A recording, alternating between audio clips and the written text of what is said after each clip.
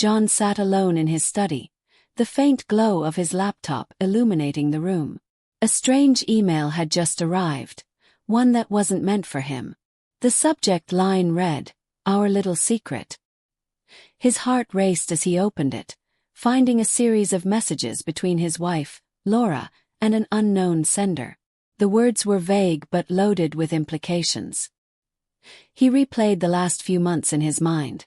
The late-night phone calls, her sudden need for space, and the mysterious new group of friends she never wanted to talk about. The pieces were falling into place, but John couldn't believe it. He needed proof. Later that evening, Laura returned home. She was cheerful, almost too cheerful, as if nothing had happened. John decided not to confront her yet. Instead, he casually asked about her day. Her vague response only deepened his suspicions. In the following days, John quietly started his investigation. He checked their shared phone bill and found numbers he didn't recognize, called repeatedly late at night. His doubts turned into a silent, simmering anger. One weekend, John decided to test her. He told her he had to go out of town for work but secretly stayed back, watching from a distance as Laura left the house. She didn't go to visit friends or run errands. She went to a cafe and met a man. John felt his chest tighten as he watched from across the street. He couldn't hear their conversation, but the laughter and familiarity between them said enough. He took out his phone and snapped a picture. When Laura returned that evening, John waited until they were both seated at the dinner table. He placed his phone on the table, showing her the photo. Her face turned pale. "Care to explain this?" he asked, his voice calm but firm. Laura tried to deflect, claiming it was just a friend, but the cracks in her story showed immediately. John didn't yell. He didn't argue. He simply stood up and walked away. Weeks passed and John moved out. He filed for divorce quietly, leaving Laura to face the fallout of her choices. But one day, a friend of John's called with unexpected news. Laura's so-called friend had been deceiving her all along, and she was now dealing with her own betrayal. John listened, but instead of anger or satisfaction, he felt relief. He realized he had escaped a life of lies and was finally free to find happiness again. Weeks had passed since John left, but the pain of betrayal lingered. His days felt hollow, and his nights were filled with questions. Had he missed the warning signs? Could he have done something differently? Despite the pain, he stayed strong, focusing on rebuilding his life. One afternoon, as John was organizing his belongings in his new apartment, he found an old journal of Laura's that she had accidentally left behind. Flipping through its pages, he stumbled upon something unexpected: a list of goals. Most of it seemed harmless, but one entry stood out: "Be free to live my truth." John couldn't shake the feeling that this phrase meant more than he initially thought. Determined to uncover the full story, he contacted an old friend, Mark, who worked in cybersecurity. Reluctantly, John asked for help in checking the unknown number Laura had been communicating with. Mark agreed, saying, "You deserve to know the truth, John." 2 days later, Mark called. "John, you might want to sit down for this." The number belonged to someone John never expected: Laura's co-worker, Emma. John was stunned. He had assumed it was another man. He hadn't even considered the possibility of her co-worker being involved in her personal life. That evening, John pieced together every suspicious moment he could recall involving Laura and Emma: the late-night work calls, the extended business trips, and the overly casual remarks about how close they'd become. Suddenly, it all made sense. Fueled by a need for closure, John decided to confront Laura one last time. He invited her to meet him at a neutral location, a quiet park they used to visit. When she arrived, she looked wary but curious. "I know about Emma," John said, cutting straight to the point. Laura froze, her face a mixture of shock and guilt. For a moment, it seemed like she might deny it, but then she sighed and sat down. "I didn't plan for this to happen," she began. "I felt trapped, like I couldn't be myself with you anymore. Emma. She made me feel alive again." John listened, his emotions a swirl of anger, sadness, and disbelief. "And you couldn't talk to me? You couldn't tell me how you felt before throwing everything away?" Laura looked down, unable to meet his gaze. "I didn't know how." John stood up. "You had a choice, Laura. You could have been honest. But instead you chose deceit. That's not on me, that's on you." As John walked away, he felt a strange sense of peace. For the first time in months, he realized he didn't need all the answers. He had done his part, and now it was time to move forward. It had been a month since John confronted Laura about Emma. He thought he had left everything behind, but the scars of betrayal refused to fade. Determined to move on, he threw himself into work and reconnected with old friends. Despite his best efforts, there was a nagging feeling that he still didn't know the whole story. One evening, as John was sorting through old photos, he received a call from Mark, his friend who had helped identify the mysterious number. "John, I didn't want to bring this up again, but I came across something you might want to see," Mark said hesitantly. John met Mark the next day, where he was handed a folder containing financial documents. "These are from Laura's shared accounts. Look at the transactions." John's heart sank as he scanned the pages.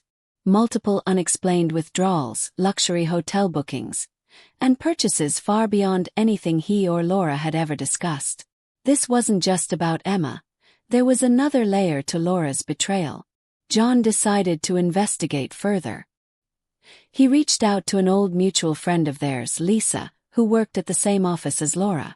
Over coffee, Lisa hesitated but finally confessed. "John, I didn't want to get involved, but there's something you should know. Laura and Emma weren't just involved personally. They were also planning to launch their own business together. She's been siphoning money to fund it."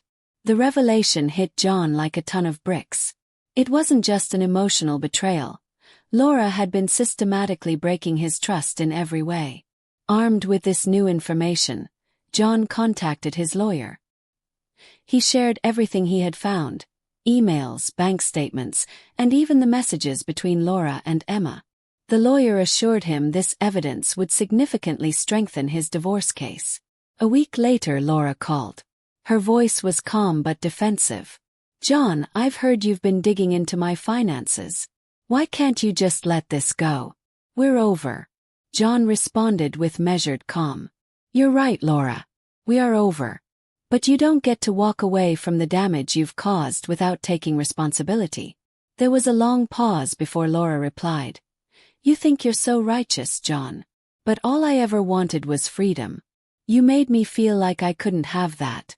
"Freedom doesn't come from lies and stealing, Laura," John said. "You had a choice, and you chose to betray not just me, but everything we built together." As John hung up, he felt the weight on his shoulders lighten. He knew he had done everything he could, and the rest was now out of his hands. After the shocking revelations and the bitter confrontation with Laura, John felt a sense of liberation he hadn't expected. As the divorce proceedings began, the weight of her lies seemed to lift from his shoulders. But it wasn't easy. The legal battles were draining, and there were moments when John wondered if he should just walk away and let everything go. But deep down, he knew he had to see it through for his own peace of mind. The court date arrived sooner than he had anticipated. John sat nervously in the courtroom, his hands sweating, though his mind was clear.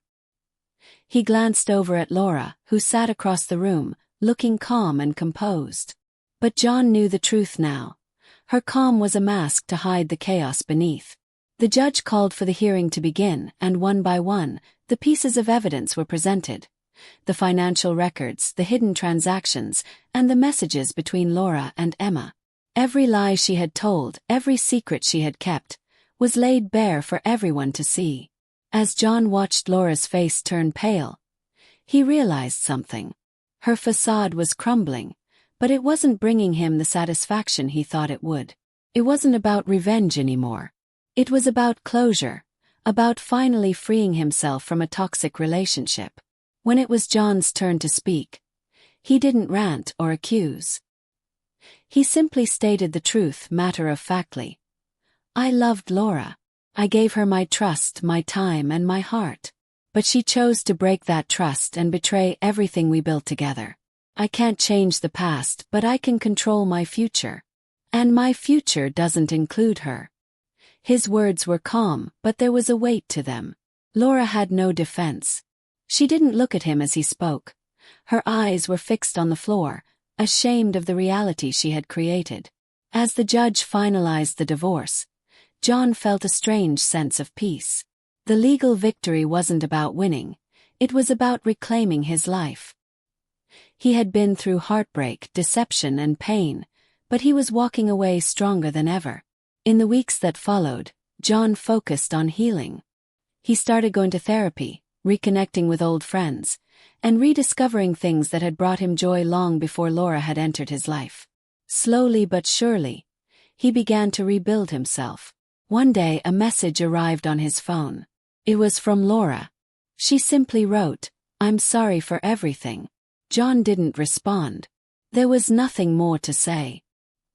He had let go of the past, and now he was ready to embrace his future, no matter what it looked like.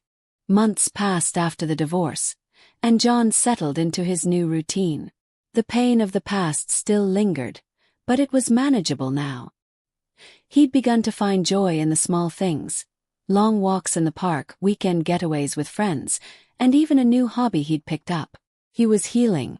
But Laura wasn't done yet. Despite the end of their marriage, she still tried to stay in touch. Every now and then, John would receive a text or an email, often apologizing, sometimes pleading for his forgiveness. But after everything that had happened, John simply ignored her messages. One evening, as John was enjoying a quiet dinner at home, his phone rang. It was an unknown number, but something in the back of his mind told him to answer. "Hello, John. It's Mark. I've got news about Laura." John's heart skipped a beat. "What do you mean?" Mark hesitated before continuing. "It's not good, John. I don't know how to put this, but it looks like Laura's been involved in some shady dealings outside of her relationship with you. I'm talking about serious financial trouble, fraud, embezzlement, things like that. Her name's been showing up in some reports." John's mind raced. Could it be possible? The woman who had lied, deceived, and betrayed him could now be facing legal repercussions. Didn't make sense. He had already moved on, yet here was another chapter in the story he never wanted to be part of again. Mark continued, "I know you don't want to get involved, but you might want to know what's going on. You might want to prepare yourself for what could come next." John felt a strange sense of vindication, though it wasn't the satisfaction he had hoped for. He had walked away from the lies, from the chaos, and now it seemed like karma was finally catching up with Laura. Days later, the news broke. Laura had been caught in a financial scandal at her workplace. The embezzlement charges were serious, and the investigation was ongoing. Laura's reputation, once carefully crafted and polished, had been shattered. John couldn't help but feel a pang of pity as he read the news. She had made her choices, and now she had to face the consequences. There was no joy in watching her fall from grace. All John could do was reflect on how much he had changed. He was free, not just from the marriage but from the emotional weight of it all. Laura's life was crumbling, but John's life was finally beginning to take shape again. He had found a sense of inner peace, and that was something no scandal or betrayal could ever take away. The day after the news broke, John received another message from Laura. It was simple, just a few words. "I'm sorry for everything. I never wanted this to happen." John read the message, but this time he didn't feel the need to respond. Instead, he deleted it. He had long since let go of the past. He was focused on the future. The news of Laura's downfall spread quickly, but for John, the weight of the past still felt distant. He had moved on in a way that felt right for him. He no longer felt the burden of constant anger or frustration, only the quiet relief that he was no longer tethered to a life of lies. Still, the events that had unfolded were never far from his mind. Life was going well for John. He had made new friends, his work was fulfilling, and he had even started to date again. Though the thought of a new relationship made him hesitate, he was open to the possibility of finding someone who valued honesty and trust above all else. Then, one evening, as John was finishing up some work at his favorite cafe, he saw a familiar face across the room. It was Laura. She looked different, older, perhaps even weary. Her once carefully put-together appearance now seemed broken, raw. She spotted John and walked over, her steps tentative, as if unsure whether she had the right to approach him. "John," she said softly, standing before him. "I never thought I'd see you again." John looked at her, his expression unreadable. "What do you want, Laura?" She paused, searching for the right words. "I know you've probably heard everything. I didn't want to reach out to you, but I couldn't carry the guilt anymore. I ruined everything. And I'm sorry." John felt a flicker of something, perhaps sympathy, perhaps pity, but it was quickly replaced by a stronger feeling, indifference. The years they had spent together no longer held the same weight. The pain had faded, replaced by the understanding that he had done what he could, and it had been enough. "I appreciate your apology," John said, his voice calm but firm.